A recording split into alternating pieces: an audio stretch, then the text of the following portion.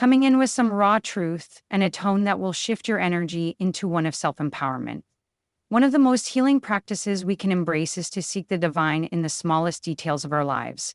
It's easy to stumble when we look for grand gestures or dramatic proofs, hoping for neon signs to guide us.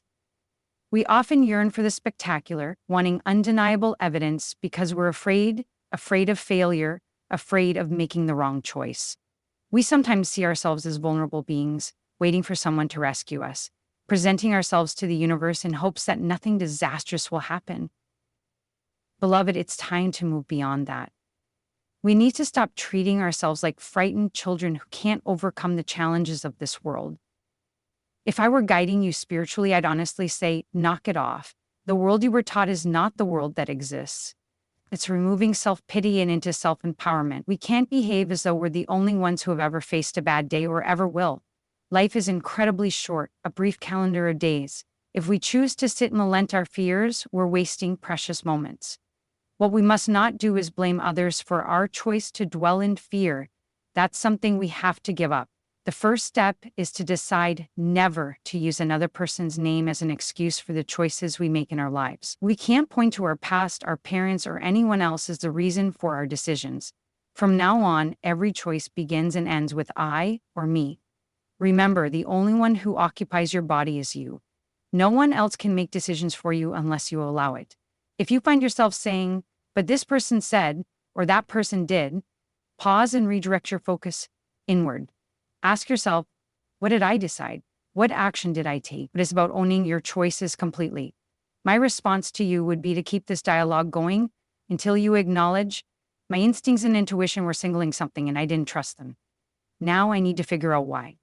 This is the precision we aim for. The understanding that true growth comes from examining our own actions, not from merely stating responsibility.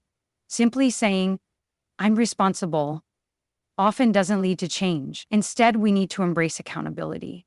We must reflect deeply on why we made certain choices and how we can align more closely with our inner guidance.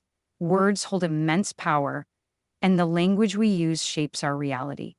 It's not just about taking responsibility, it's about engaging in meaningful reflection. The nature of God is law. I'll speak for myself.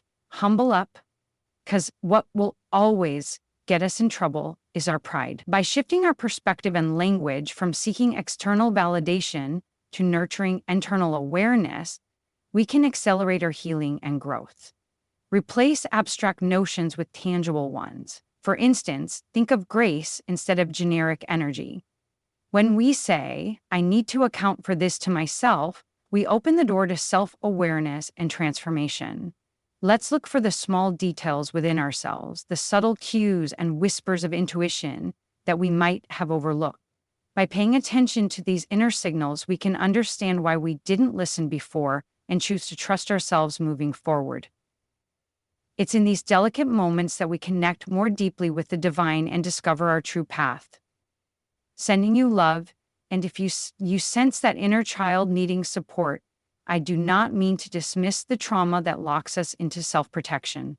A holographic reading helps remove the hidden contracts so you can stop taking everything so personal and really step into your true power. Reach out if you resonate. Love, Cassandra.